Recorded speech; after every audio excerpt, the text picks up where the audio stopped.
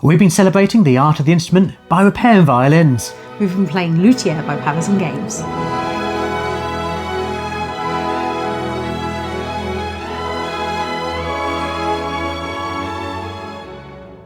Hi, I'm Libby, this is Julian, and together we are BoxedMeeples, and we've been playing Luthier by Patron Games. Yeah, so this game has just finished on crowdfunding, but don't worry if you've heard a lot about it but not had a chance to jump on this train just yet, because we're now entering the kind of post-campaign period. You'll be able to get hold of the game and place your order before it goes into production.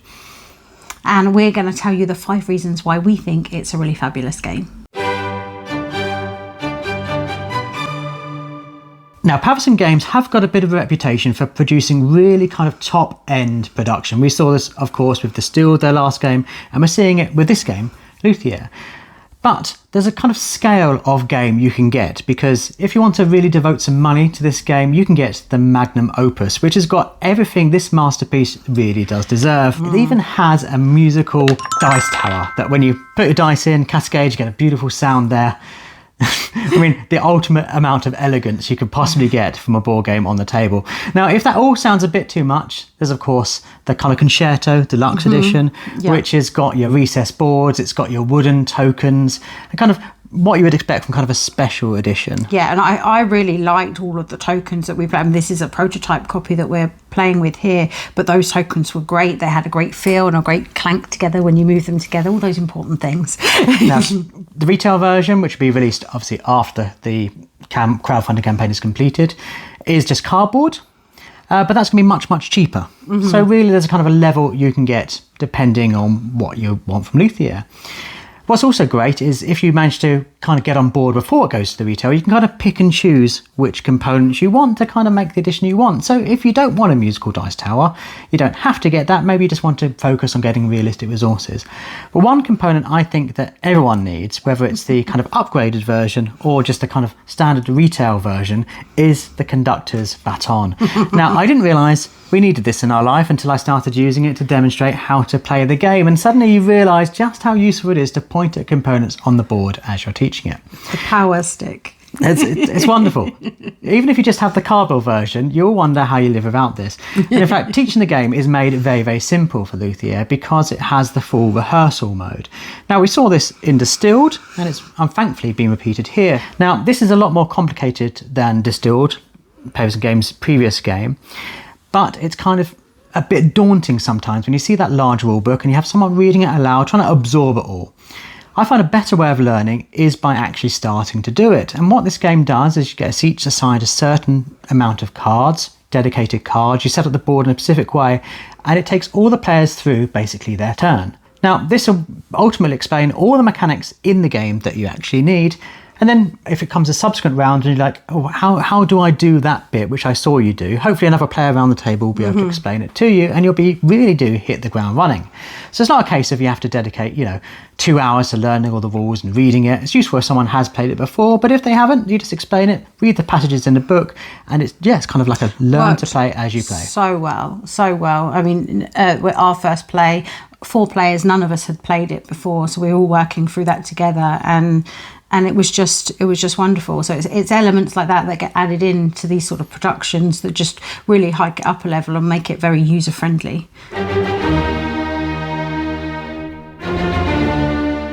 Now, as Julian said, this is a slightly more complex game than their previous game, Distilled, and it does on first look like there's an awful lot going on, but there's so many wonderful mechanisms that are really working together. And at the heart of this game, it's a worker placement. You're popping things out in certain areas and getting what you choose, but there's so many more mechanisms. So you have got blind bidding in there. You are climbing up some tracks. You are essentially doing some sort of order fulfillment with your patrons. There is some dice rolling for performance in there, and you are sort of gathering resources more to do your repair work. You've even got some area control with that orchestral pit, trying to put out those first chairs and trying to dominate that area for points at the end of the game, or potentially even goals. You're even upgrading your desk and your tableau and seeing if you can get yourself extra things as you play. Yeah, the way you approach Luthier really can depend on the type of gamer you are. Now, I, like one of the designers, Dave Beck, really enjoy kind of push your luck style games. So I was kind of drawn to the performance track. You are showing off your ability to make instruments by playing instruments. And there's a different range of musical styles you can play, but that's essentially the method you do to play it is by dice rolling. Obviously, the higher you roll on the dice, the more kind of musical notes you get, the better the performance. And you can have various kind of methods of luck mitigation with this. You can upgrade to better dice, which are going to give you more likely to have good results. You can use your inspiration tokens to kind of bump up that score. Or indeed, you can re-roll if you've unlocked that ability.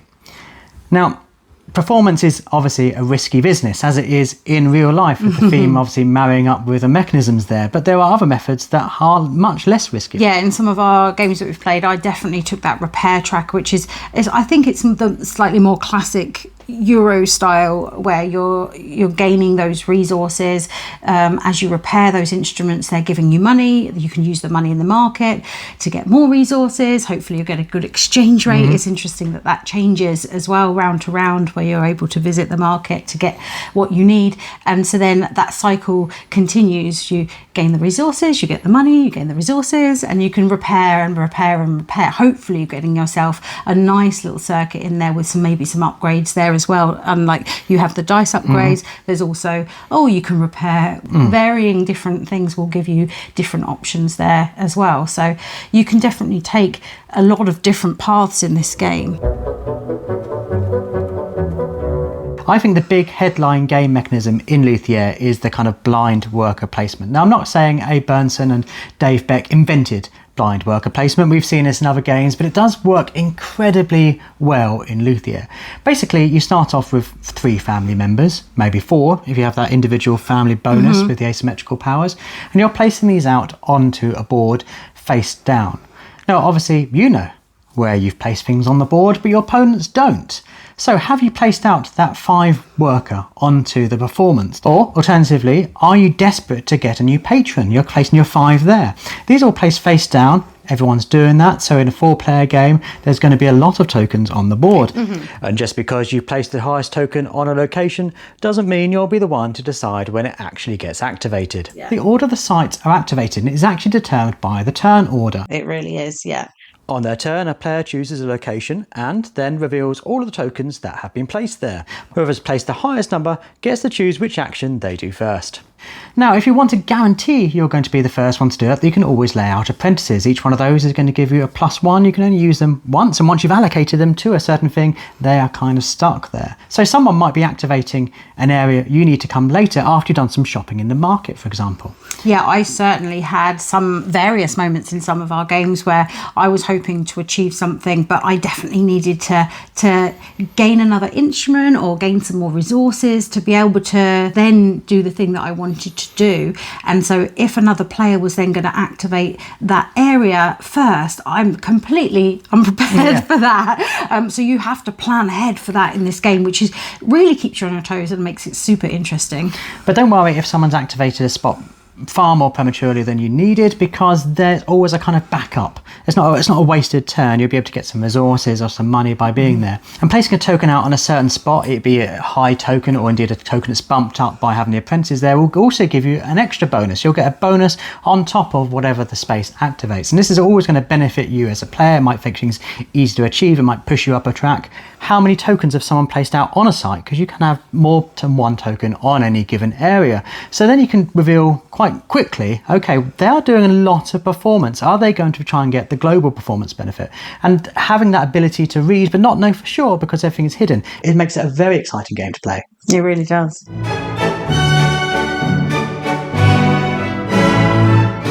I really love how the global goals work in this game. So when you visit up in that balcony area, not only are you trying to control the player turn, which of course we've just heard is so important as to who is actually getting to activate what spot when, but also you can, if you qualify, achieve the global goals. Now, those goals you can only go to once for each of them.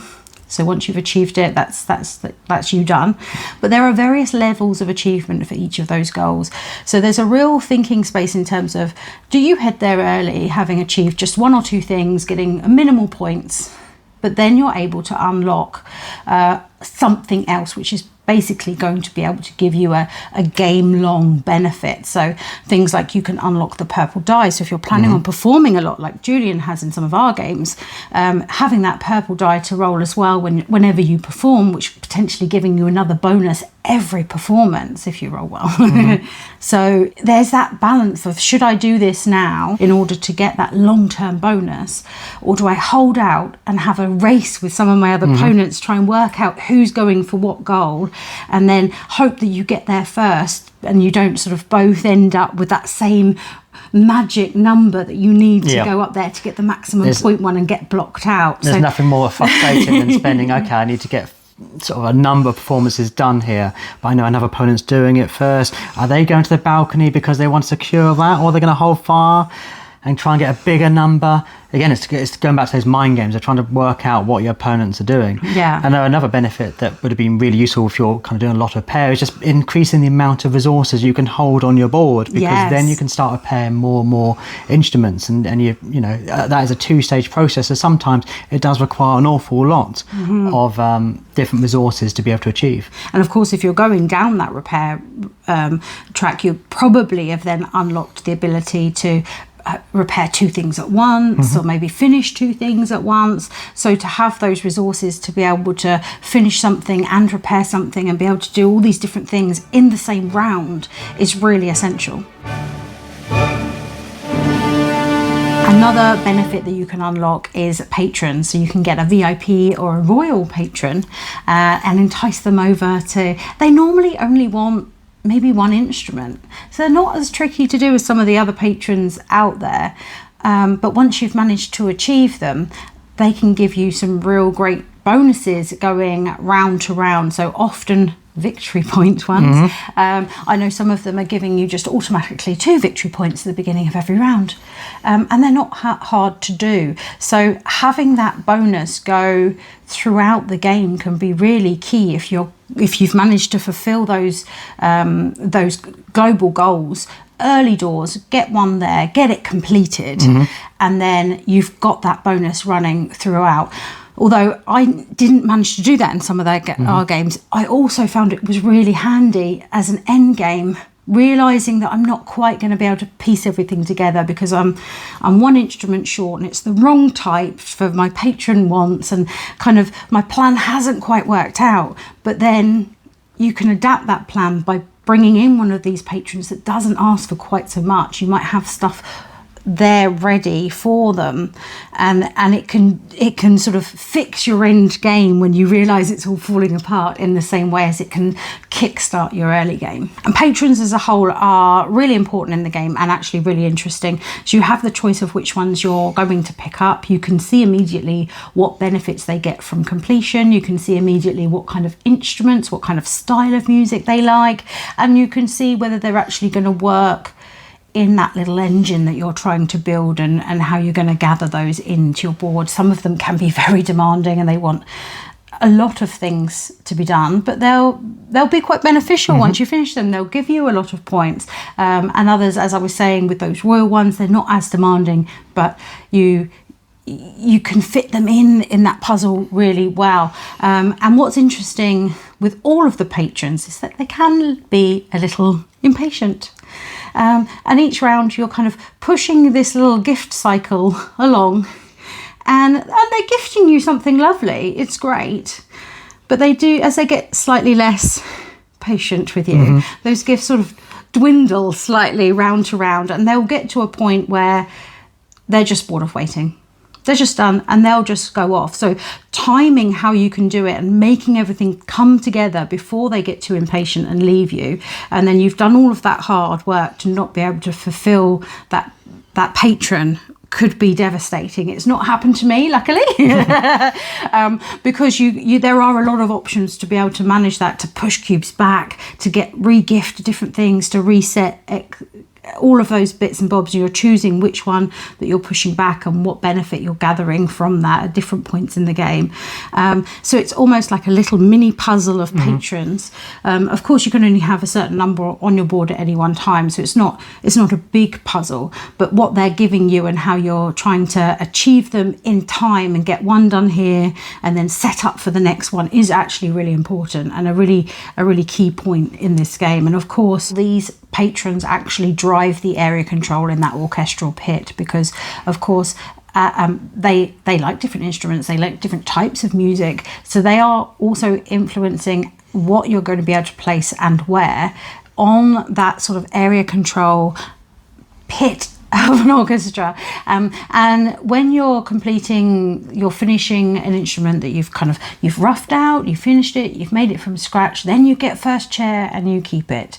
If you've done any other sort of performance or repair track, then you just get to put little tokens out and you can potentially get bumped out of place. And where those are and how you can sort of choose to bump an opponent slightly is all driven by your choice of patrons. It really shows how well everything kind of comes together and works together in this game, and you're really trying to get harmonious play of all of those mechanisms. And what's really lovely is that all of these patrons are someone of historical significance, someone who played a part in the luthier industry that went on in the 1800s when kind of classical music was in its golden era. And I think it's kind of an industry that's been lost to time, and it deservedly gets celebrated.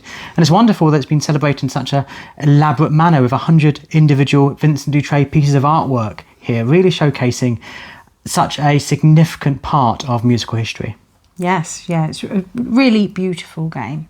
And so that's our 5 reasons why we've really enjoyed playing Luthier by Patterson Games, and we hope that you've enjoyed watching them and maybe they've inspired you to look into the game a little further. Or if you have played it, we'd love to hear from you. What parts of the game intrigue you most? What components even are you dying to have a closer look at that baton? We would love to hear from you. Of course, if you're new to this channel, I'm Julian, this is Libby, and we post at least 2 videos right here on YouTube every single week, always talking about board games. So if that's your kind of thing, do consider subscribing, liking the video, and of course get involved in the discussion down below. That really does help us out. It really does. But as always, thank you so much for watching. Bye.